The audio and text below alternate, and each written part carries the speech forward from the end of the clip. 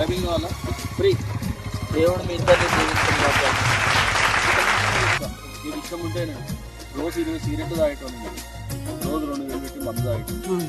నా జీవితం మొత్తం మారిపోయింది బైబిల్ చదవడం. మీరు నమ్మకపోతే నా ప్రూఫ్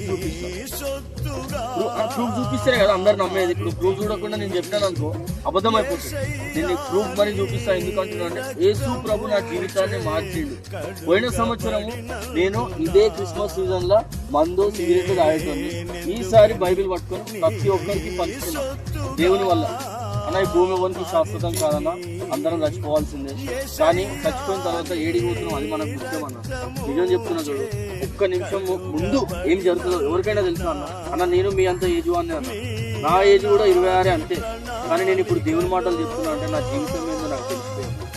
రేపు పొద్దున్నే నేను పండుకోవడానికి